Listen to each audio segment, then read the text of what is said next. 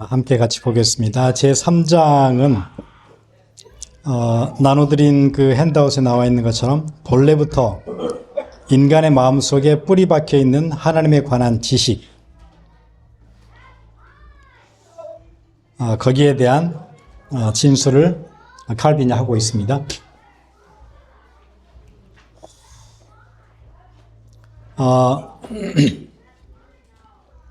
하나님에 대해서 우리가 인식하게 되는 것은 우리가 거기에 대해서 교육을 받았거나 아니면 어떤 그런 문화권 안에서 우리가 자라났기 때문에 알게 되는 게 아니고, 하나님에 대한 지식은 하나님이 우리 인간 속에 이미 심어 놓으셨기 때문에 태생적으로 태어나면 누구나 하나님을 알 수 있게 만들어 놓으셨어요.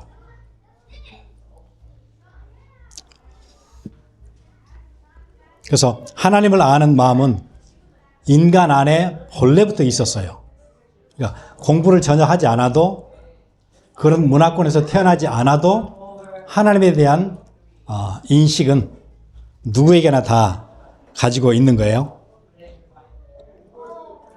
로마서 1장 20절에서 23절, 창세로부터 그의 보이지 아니하는 것들 곧 그의 영원하신 능력과 신성이 그가 만드신 만물에 분명히 보여 알려졌나니 그러므로 그들이 핑계하지 못할지니라. 창세로부터 하나님의 능력과 신성이 그가 만드셨던 만물 안에 분명히 보여서 알게 되어졌어요. 그러므로 사람들이 하나님 나 본 적 없다, 들어본 적 없다, 내가 교육받은 적 없다 이렇게 부인할 수 없게 만드셨대요. 왜냐하면 모든 만물 안에 하나님을 다 인식할 수 있도록 다 코드들을 넣어주셨대요. 그래서 우리가 여기서 세 가지 개념 알 수 있는데, 첫 번째는 하나님의 진노는 자연인에게 다 나타나서 우리가 피할 수 없는 거예요.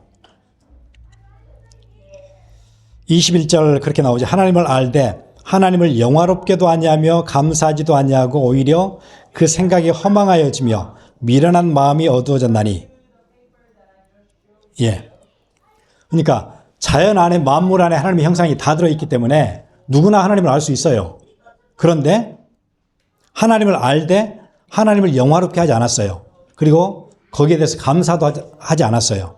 오히려 그 생각이 허망하여져서 미련한 마음에 어두워졌어요. 그러니까 우리가 의식적으로 거부를 했지,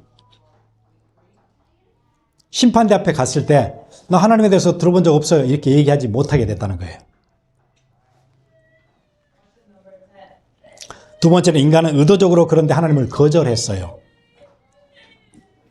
그리고 세 번째로는 이 거절은 각 사람이 하나님에 대해 본능적인 인식을 가지고 있음에도 불구하고 생겨난 거예요. 그러니까 의도적으로 하나님을 거부한 거지.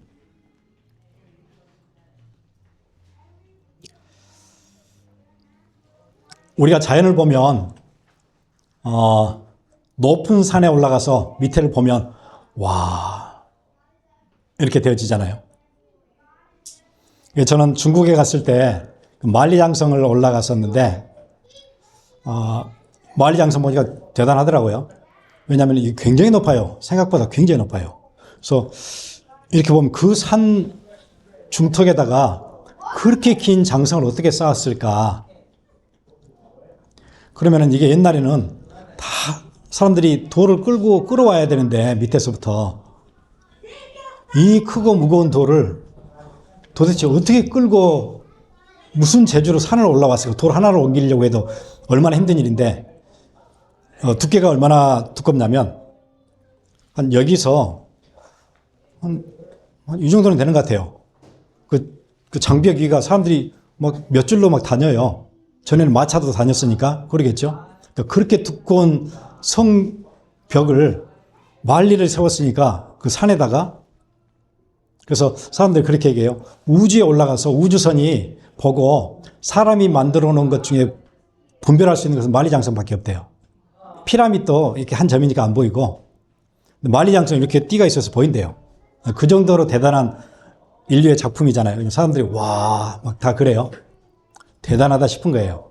근데 저는 그때 뭐라고 얘기했냐면, 그래서 제가 녹음기에다가 제가 그걸 녹음을 했어요. 제가 그때 묵상됐던 것들을. 언제쯤이나 사람들은 인간이 만든 이런 장벽을 보고 와하지 않고 하나님이 만드신 자연을 보고 와할 수 있을까? 그렇게 썼던 기억이 나요. 언제쯤이나 이 우주 만물을 만드시고 이 산들을 만드시고 하늘을 만드신, 그리고 하늘의 태양과 달을 만드신 저 하나님을 언제쯤이나 와 하고 경외할 수 있을까? 그러니까 인간이 만든 것 가지고는 와 하는데 하나님이 만드신 대자연을 보고는 와 안 해요. 모르느냐? 알죠? 이거 어떻게 생겼을까? 신비스럽잖아요.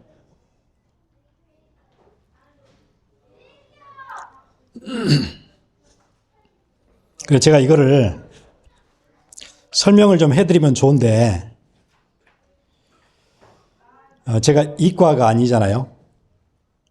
그러니까 제가 읽어도 이해를 못하고,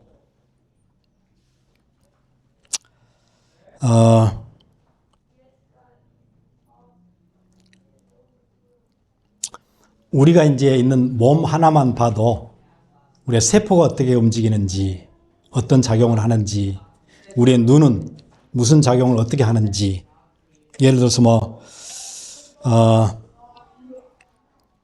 우리 눈에 있는 각 렌즈들은 수정 벽돌 같은 22,000개의 투명 세포들의 미세한 층들로 이루어져 있고, 사람이 만든 렌즈와는 다르게 눈은 최고의 굴절률과 유연성, 다양한 초점을 맞출 수 있다. 눈의 조리개 홍채는 불빛의 강도를 100에서 1까지 조절할 수 있고, 이제 이렇게, 또 눈은 또한 1억 13배나 되는 명암 차이를 감지해낼 수 있고, 망막은 1억 2,500만 개에 달하는 간상체와 추상체를 가지고 있다. 제가 읽을 수는 있는데 저는 뭔 얘기인지 잘 모르겠어요. 그러니까 눈 하나만 봐도 그냥 어떻게 만들어졌다 그럴 수 있나요? 그러니까 창조주의 손길이 우리 몸에도 있고 자연에도 다 깃들어져 있는데 사람들이 겁을 한다는 거예요.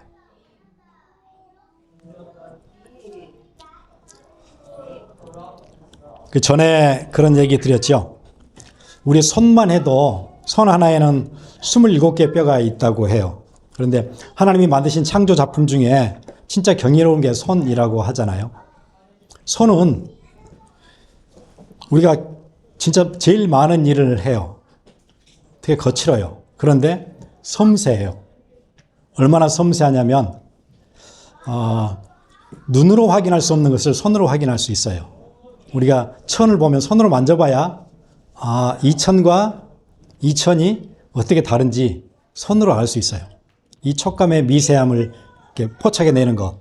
종이가 얼마나 두꺼운지, 이게 얼마나 미세하게 더 얇은지를 눈으로 봐서는 모르는데 손으로 이렇게 하면은 이게 더 두껍네? 금방 알 수 있어요. 손이 가지고 있는, 그래서 여기에 나와 있는 작은 모서리 틈 하나도 손은 금방 감지를 한대요. 하나님 그렇게 만드셨어요. 그럼 모든 세포 조직을 그렇게 만드셨냐? 아니에요. 다 달라요.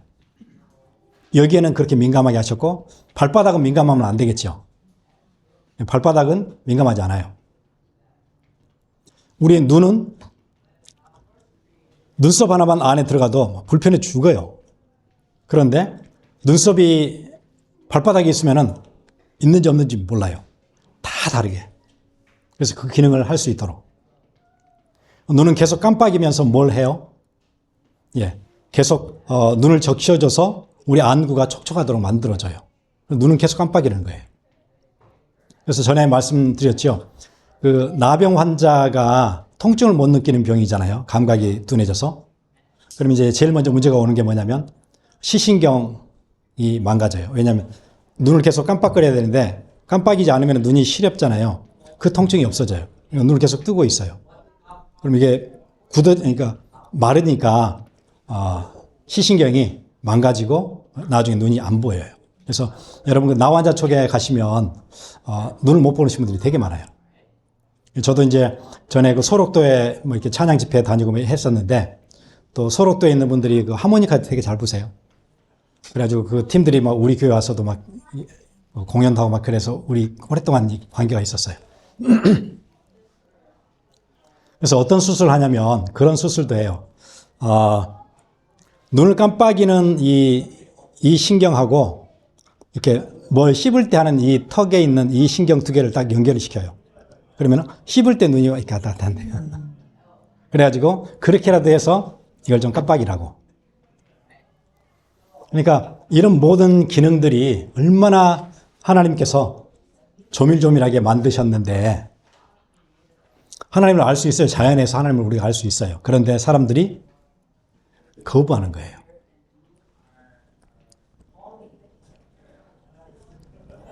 그리고 우리 얼굴은 25만 개의 표정을 짓는다고 그러죠. 그래서 얼굴 표정을 보고 저 사람이 기분이 좋다, 나쁘다, 황당하다, 나를 좋아하는 것 같다, 싫어하는 것 같다, 이런 게 얼굴 표정의 미세한 근육들이 움직이는 것, 색깔 이런 걸 보고 판단하잖아요. 하나님 그렇게 만드셨어요. 우리의 뇌도 그렇고 또 우리가 가지고 있는 유전 정보들도 그렇고 우리가 70년, 80년 살면서 한 번도 쉬지 않고 뛰는 우리의 심장, 순환기관, 소화기관, 호흡기관, 배설기관, 모든 기능들, 골격근들, 이런 것들이 원활하게 움직이도록 하나님께서 디자인하셨어요. 그러니까 디자인이 된 제품은 있는데 만든 사람은 없다. 사람은 그렇게 하는 거예요. 그러니까 우리가 이 컨솔 그 소리를 믹싱하는 믹서를 보면 각 채널들마다 다 자기 값을 주고 하이 또 로우 그다음에 여기에다가 디에솔 같이 어떤 사람은 치 발음이 나면 그걸 또 줄이는 기능들 별 기능들이 다 들어 있거든요. 특히 디지털 안에 어마어마한 게 다 들어 있어요. 그런데 제품은 있는데 누가 만든 사람은 없다. 말이 안 되잖아요. 사람들은 그렇게 하고 있는 거예요. 우주를 보면서 있는 건 있는데 제품은 있는데 만든 사람은 없다. 계속 우기는 거예요. 나중에 뭐라고 해요? 우연히 생겼다. 그렇게 얘기하는데 우연히 생길 수가 없어요. 뭐가 똑같냐면은 100만 개 타자기에 100만 원숭이를 놓고 타이핑을 계속 치게 했는데 딱 나왔는데 뭔 책이 나왔냐면 셰익스피어의 작품이 딱 나왔대요. 그게 우연으로 설명하는데 그러니까 확률적으로 말이 안 되는 건데 사람들은 믿어요. 그리고는 창조를 믿는 사람들을 향해서 비난을 해요. 인간이 그래요. 그러니까 보세요. 성경이 뭐라고 얘기하는지. 로마서 1장이에요. 18절부터 보면 창세로부터 그의 보이지 아니하는 것들 곧 그의 영원하신 능력과 신성이 그 만드신 만물에 분명히 보여 알게 되나니 그러므로 저희가 핑계치 못할지니라. 하나님을 알아요. 사람들은 하나님으로 영화롭게도 아니하며 감사치도 아니하고 오히려 그 생각이 허망하여지며 미련한 마음이 어두워졌나니 스스로 지혜 있다나 우준하게 돼요. 스스로는 지혜 있다고 생각해요. 설계는 설계자가 있다는 걸 의미해요. 설계된 제품은 설계자가 있었으니까 나오는 거예요.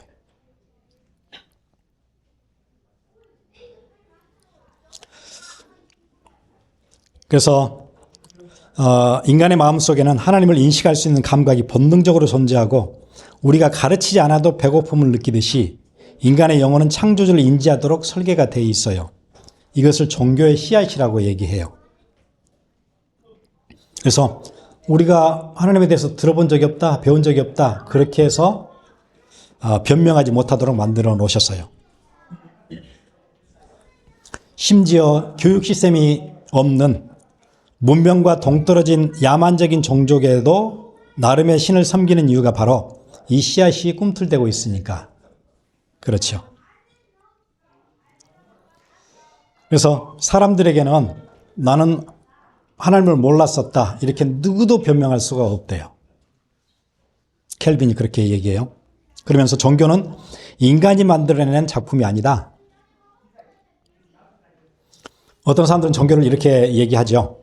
종교는 소수의 지배자들이 사람을 통제하기 위해 만들어 놓은 시스템이다.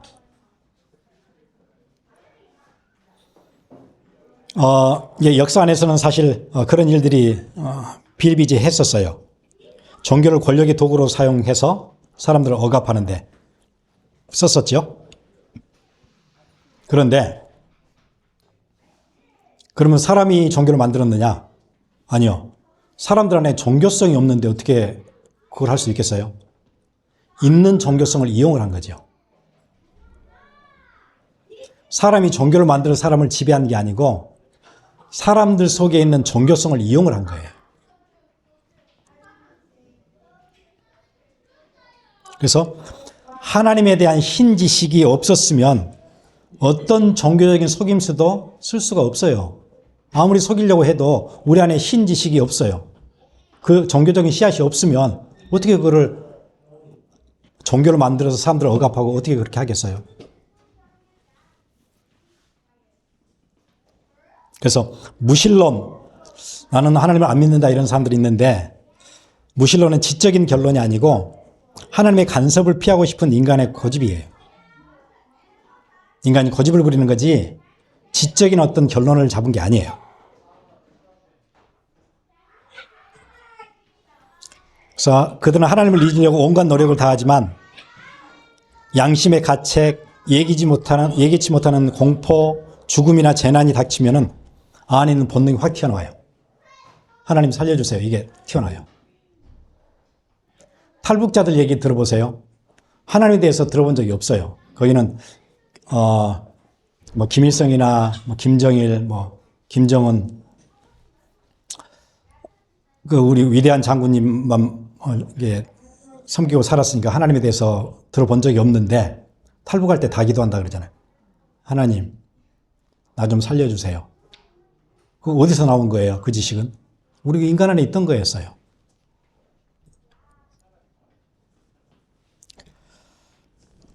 그래서 그러면 이제 저번에 우리 얘기했던 것이 그러면 그거 가지고 구원받을 수 있느냐? 그건 아니에요. 그러니까 awareness of God 하고 knowing God이 달라요. 내가 하나님을 경험해서 아는 그 하나님과 만물 안에 하나님이 형상이 깃들어 있는 것, 그걸 보고 어디로 와야 되겠죠? 하나님을 찾으러 와야 될 거예요. 그런데 거부를 한 거예요.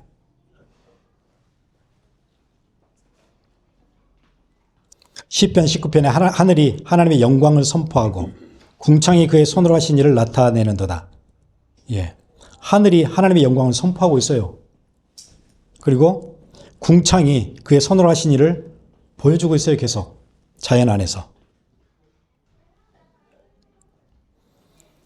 그래서 자연을 보면 하나님을 누구나 알 수 있고 또 자연만 그러는 게 아니고 우리 안에 내적인 하나님의 계시들이 있어서 우리 하나님에 대한 인식이 누구에게나 다 있어요. 그래서 위기를 만나면 하나님을 찾지요. 제가 전에 이제 그 군대에 있을 때 우리 그 대대장님이 그런 얘기를 하더라고요. 이제 그 공수훈련을 들어가면 이제 낙하산을 타잖아요. 그러면은 뛰어내릴 때 절에 다니든 애들이든 교회를 안 다녔던 애들이든 누구나 하나님 그러면서 하나님을 찾는데요. 왜냐하면 그 공수교육대를 들어가잖아요. 그러면 교관이 그렇게 설명하더라고요. 지금까지 공수교육을 받고 나가는 기수 중에 무사고 기수 한 번도 없었다. 딱 그렇게 얘기해요. 그 얘기는 무슨 얘기죠? 사고가 반드시, 사고 없이 그냥 무사히 수리하고 나간 기수가 지금까지 단 한 번도 없었대요. 그러면 이제 발이 부러지기도 하고 무릎이 깨지기도 하고 진짜 심한 경우에는 낙하산이 안 펴지기도 하고 펴졌는데 이제 사람이 겁을 먹으니까 뒤에는 주낙하산을 메고 앞에는 예비낙하산을 메요. 이게 이제 펴지거든요.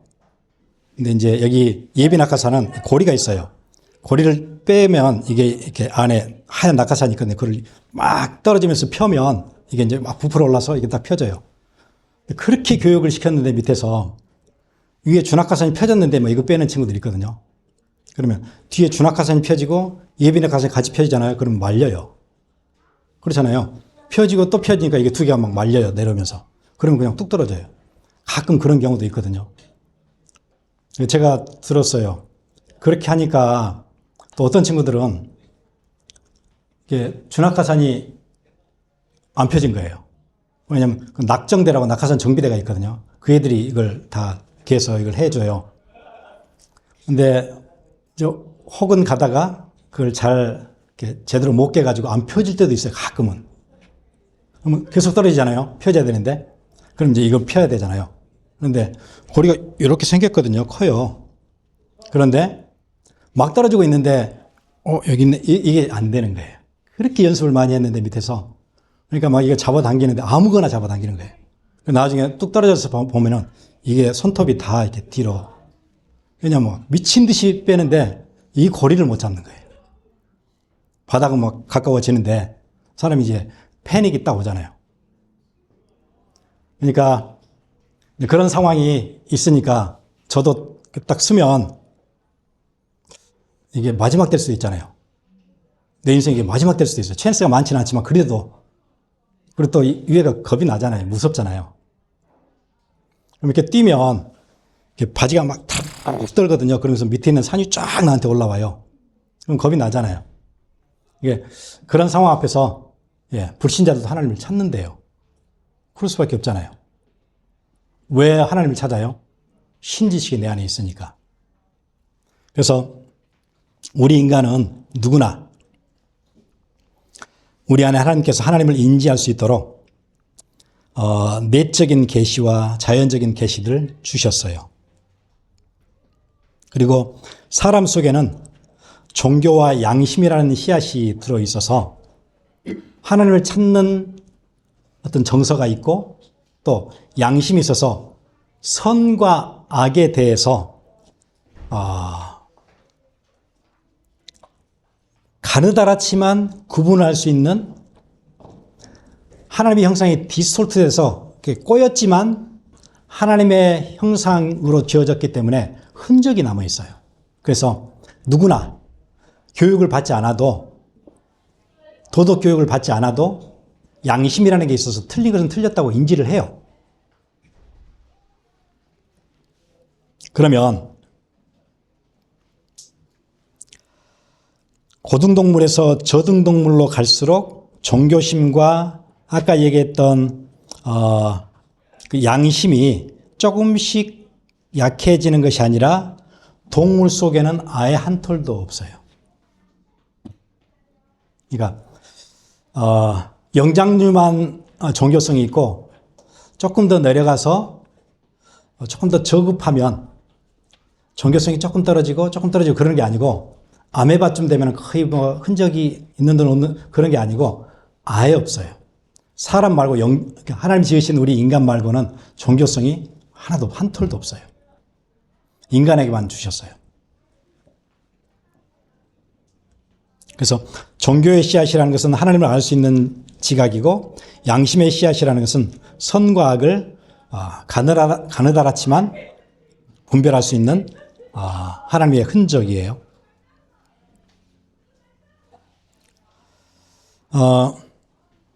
그 사람들은 하나님 없이는 절대 지낼 수가 없어요. 누구나. 하나님 없이 지내는 것보다 차라리 뭘 하냐면 자신들을 동물보다 더 밑에 두면서 동물을 섬겨요. 그렇게라도 해요. 돌보다 더 밑에 자기가 내려가서 돌을 섬겨요. 그러니까 나무를에다 빌고 돌에다 빌고 그렇게 되는 거예요. 그러니까 섬길 대상을 잘 못 찾잖아요. 그럼 자기가 피조물보다 더 밑에 내려가서 피조물을 섬겨요. 그렇게라도 해요.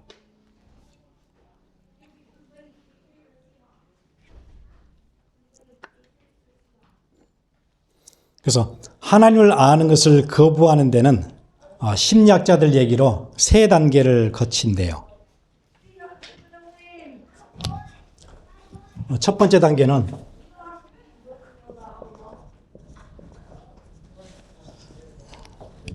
트라우마 단계가 온대요. 그러니까 어떤 정신적인 외상을 받게 돼요. 하나님을 거부하려면. 왜냐하면 하나님을 거부하지 않으면 하나님을 섬겨야 되잖아요. 그런데 섬기기 싫잖아요. 왜냐하면 우리 안에 뭐가 있지요? 오늘 그 예배 때 말씀 나눈 것처럼 지독한 나 중심성이 있어요. 그 병이 있어요. 그러니까 하나님을 인정하기 싫은 거예요. 하나님이 있다는 걸 인정하고 나면 나는 그 밑에 부복해야 돼요. 엎드려야 돼요. 그러기 싫은 거예요. 나 중심성을 이걸 살려야 되는 거예요. 그러면 뭐가 오는 거예요? 그러니까 하나님을 의도적으로 거부하는 거예요, 사람은. 하나님을 안다는 것은 내가 피조물이라는 걸 인정한다는 얘기거든요. 그리고 내 삶이 절대적으로 자유할 수 없다는 것, 자유롭지 않다는 것, 누구 밑에 있어야 된다는 것, 이걸 인정해야 돼요. 그러면은 내게는 어떤 도덕률을 만들어 놓은 창조주가 하나님이 있기 때문에 나는 그 밑에서 잘못했을 때는 심판을 받아야 될 거예요. 그렇잖아요. 학교가 없으면 상관이 없는데 학교가 있고 내가 학교를 다닐 것 같으면 학교에 규칙이 있어서 규칙을 어겼을 때 내가 벌을 받아야 될 거예요. 그러니까 학교가 있다는 것 인정하고 내가 학교를 다니기 시작하면 여러 가지 제약이 걸려요. 내 마음대로 못 놀겠어요. 그러니까 그런 게 싫으면 학교를 그만두는 거잖아요. 우리 인간이 똑같아요. 하나님을 인정하는 순간 나는 피조물로서 하나님 밑에 들어가야 되고 그 하나님이 내 자유를 억압할 거고 나는 하나님의 법에 순종하지 않았을 때는 내가 심판을 받아야 될 거예요. 그 틀 안에 내가 들어가야 돼요. 그게 싫은 거예요. 나 중심적으로 살아야 되기 때문에. 그럼 뭐가 오는 거예요? 트라우마가 온대요. 정신적인 트라우마가 온대요. 누구나.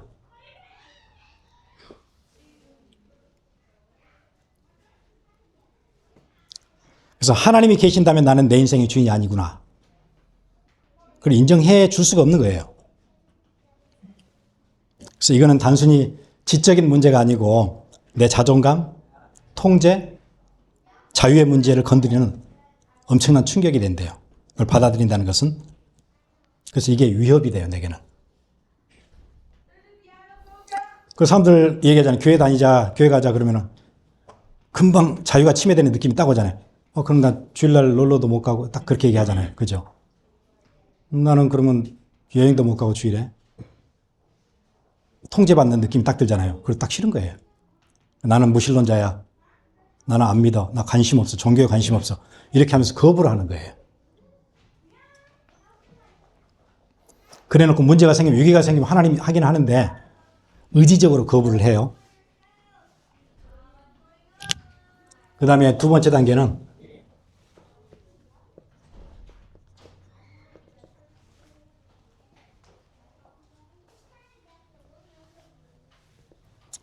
뭘 하는 거냐면 억압을 한대요. 내 자신에 대해서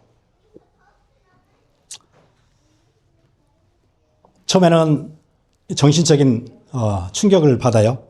그 다음에는 그렇게 올라오는 생각들을 막 내가 눌러요.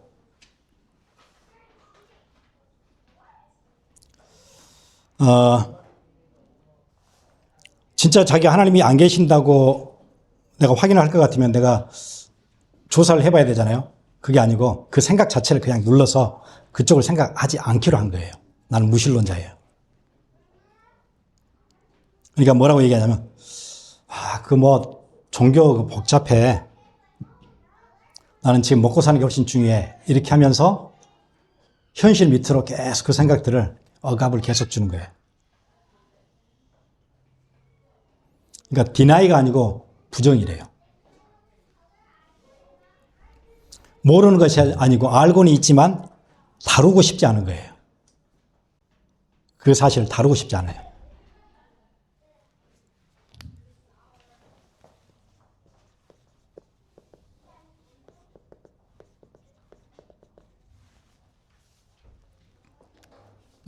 그리고는 배체물을 찾아요.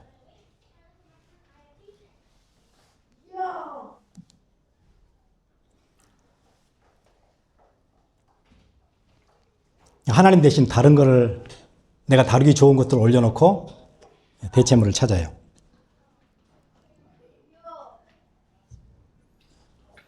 어감만 가지고는 인간이 살 수가 없잖아요. 왜? 우리 안에 종교성이 가만두질 않으니까. 왜냐하면 우리 인간이 의미가 없어지잖아요. 다른 걸 가지고 의미를, 내가 돈을 벌어야지, 나 성공해야지, 이런 걸 다른 거를 놓고 하나님을 대처해요. 성경은 그걸 우상숭배라 그러거든요. 대체 방식은 다양하죠. 성공, 돈, 능력, 아니면 가족, 자녀, 사랑, 아니면 어떤 이념, 정의, 어떤 민족이나 국가, 어떤 경우에는 과학이나 이성, 아니면 나는 나를 믿는다, 자기를 믿는다든지, 하나님 대신 다른 것을 집어넣어요. 우리가 잘 아는 니체를 한번 보세요. 니체가 그렇게 한 거거든요. 니체는 되게 똑똑한 천재예요. 이게 왔어요. 정신적 외상이 왔어요. 하나님이 살아계실 것 같으면 나는 순종해야 되잖아. 그러기 싫은 거예요.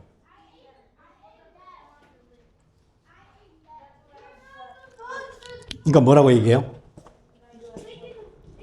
어떤 그 미치광이 하나 얘기를 하면서 그 미치광이가 뭐라 그러죠?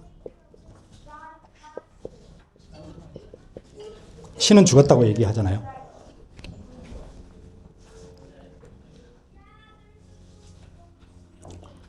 신이 그냥 죽은 게 아니에요. 신이 없다는 얘기가 아니에요. 뭐라고 얘기하냐면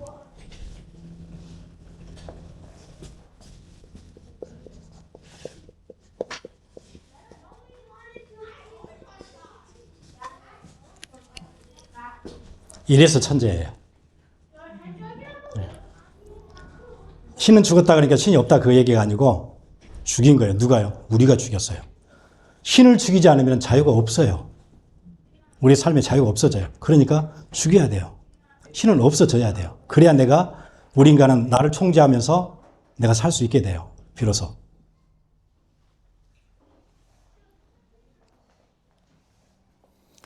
그러니까 신이 스스로 죽은 게 아니고 우리가 죽인 거예요. 죽였다는 얘기는 어떤 얘기냐면 실제로 누가 신을 죽였다는 얘기가 아니고 우리 안에서 신을 없애줘야 그래야 나는 인간답게 살 수 있어요. 내 자유를 내가 구사하면서 내가 살고 싶은 방향으로 내가 살 수 있게 돼요. 이 전제가 안 생기면 나는 평생 자유는 없어요. 신 밑에 들어가 살아야 돼요. 그러니까 지독한 나 중심 이걸 진짜 딜을 해본 거예요, 이 사람이.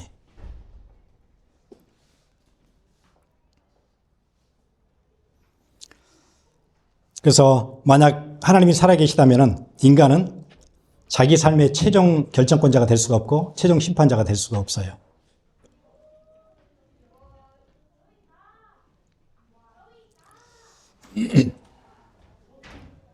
그래서 니체는 신의 존재 자체를 싫어했던 게 아니고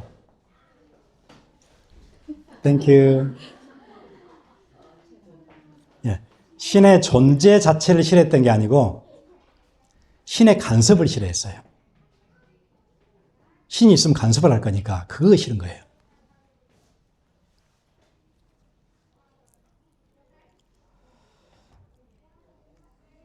그런데 이 천재가 하는 얘기 보세요. 신은 죽었다고 끝난 게 아니고 곧바로 이렇게 질문이 들어와요.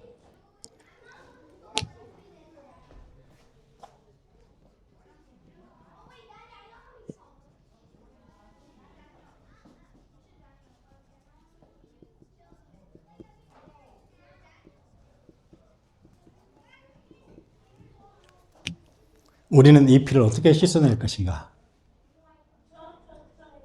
천재지요. 그렇게 하고 나서 우리는 이 피를 어떻게 씻어낼 것인가? 이 고민을 같이 했어요. 왜냐하면 절대 기준이 사라졌잖아요. 왜냐하면 하나님은 절대 기준을 우리에게 주신 건데 절대 기준이 사라졌어요. 의미의 중심이 붕괴됐어요. 삶의 의미가 그러면 의미를 누가 줘야 되는데 의미를 주는 하나님을 제거하고 나니까 의미가 붕괴됐잖아요. 하나님을 제거했으니까 누군가 하나님 자리에 있어야 될 거예요. 그 자리에 비어 있잖아요.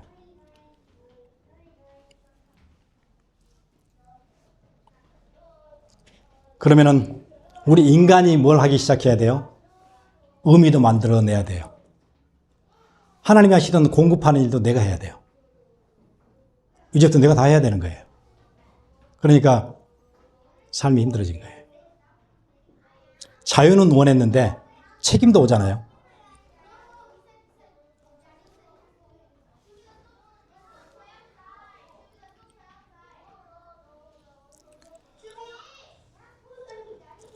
그러니까 대체를 찾았는데 그 대체가 뭐죠? 예, 우리가 이제 결정을 하고 살아야 돼요. 니체가 혼자 그러다 간 게 아니고 지금 문화권 안에 이 아이디어가 그대로 다 들어와 있어가지고 하나님이 정해놓으신 그 레귤레이션 우리가 따를 수가 없다. 결혼 제도도 우리가 만든다 이제. 그럼 이제 뭐도 우리가 해야 되죠? 책임도 우리가 져야 돼 이제. 의미도 우리가 만들어야 돼요.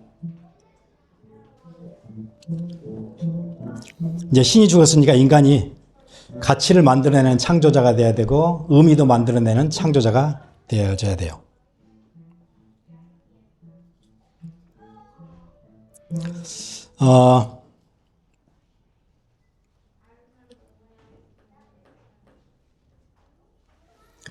그러니까 이런 여러 가지 것들 때문에 힘들어 하다가 나중에 정신 문제가 심각하게 왔고 나중에 정신병원에서 결국 그렇게 비참하게 죽게 되잖아요.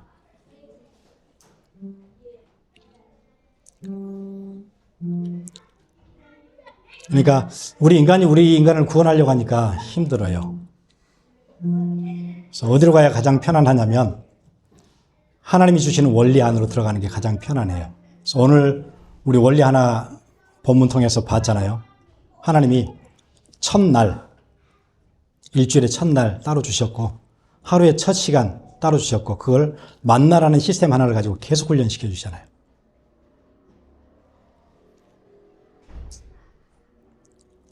하나님 시스템을 안 따르고 그냥 해 뜰 때까지 있었더니 온 식구가 굶어 죽게 돼요. 그걸 계속 보라는 거예요. 이 시스템 안에 있어야 하루가 하나님의 은혜 가운데 시작하고 하루 내내 우리 식구들이 하나님 보살핌 안에 있게 되고 그 시스템 안에 들어가는 거. 그게 편안한 일이라고 매일 아침마다 가르쳐 주신 거예요. 그래서 오늘 성경 전체를 통해서 몇 가지를 같이 봤잖아요. 그게 안식일이고 그게 아침 첫 시간이고 그게 11조고 그게 첫 예물이고 그게 장자고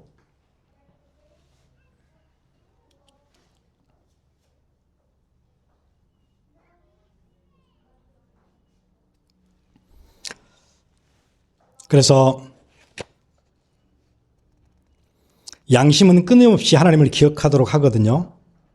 그러니까 강하게 하나님을 거부하는 사람들은 그 안에는 엄청난 우회상이 있고 엄청난 시달림이 안에 들어있어요. 그래서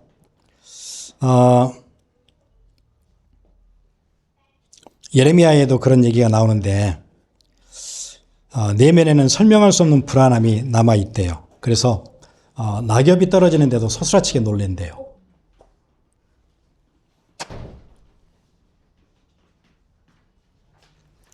그래서 사람은 하나님께 예배할 때 그때 인간은 인간다워져요. 그래서 인간과 동물을 구분짓는 결정적인 기준이 지능이 아니고 종교성이에요.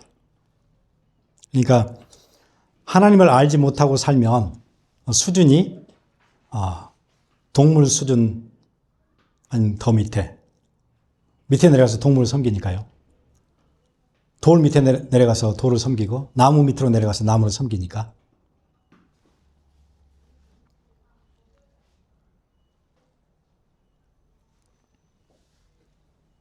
그래서 우리 인간은 하나님을 섬길 때만 인간이 하나님이 원래 만드신 모습 그대로 고기성을 유지할 수 있어요.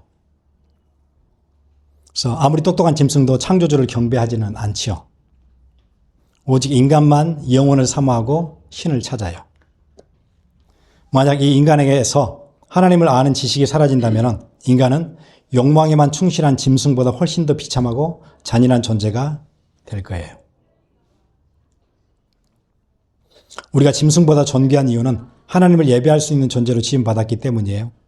예배를 통해서만 인간은 자신의 참된 가치와 불멸의 소망을 발견하게 돼요. 혹시 여러분이 밖에 나가서 전도할 때 저 사람이 얘기를 안 들어주고 무시하면 어떻게 될까? 그런 두려움들이 누구에게나 있잖아요. 내가 전도하는데 안 통하면 어떨까? 그런데 그건 우리가 사람을 잘 몰라서 그렇대요. 이미 하나님을 거부하는 사람들은 트라우마가 엄청 있어요.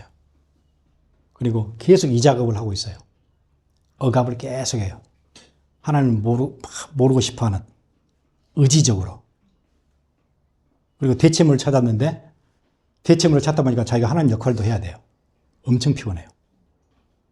광야는 정말 오늘 찬양처럼 진짜 하나님의 도우심 없으면 하루도 살 수 없는 곳이 광야인데 광야를 살면서 자기가 하나님 역할을 하겠대요. 어디 가서 자기가 그러면 농사를 짓고 어디 가서 열매를 따먹어요. 물이 어디서 날 거예요. 그걸 자기가 해보겠대요. 하나님을 제거하고. 그러니까 피곤해요. 그래서 그 사람들 마음속에는 종교의 씨앗과 양심의 씨앗이 이미 심겨져 있기 때문에 반드시 여러분이 했던 얘기는 깊이 박힐 거예요. 그 자리에서는 이걸 또 할 수 있어요. 억압을 막 할 수 있어요. 나는 그런 거 안 믿습니다. 이렇게 할 수 있어요. 그런데 그는 이런 걸 하다가 엄청 지금 피곤해 있는 상태이기 때문에 여러분이 했던 얘기 하나는 비수처럼 들어갈 거예요. 그리고 그게 쌓여질 거예요. 그래서 여러분 두려워하지 마시고 담대하게 얘기하시고요. 모든 사람 마음속에는 하나님이 심겨 놓으신, 심어 놓으신 것들이 있어요. 막 버티다가 마지막에 언제 손 활 들든가요? 약해질 때, 문제 생길 때. 그때는 마음이 확 열려요. 이걸 하다가 안 되는 순간이 온 거예요.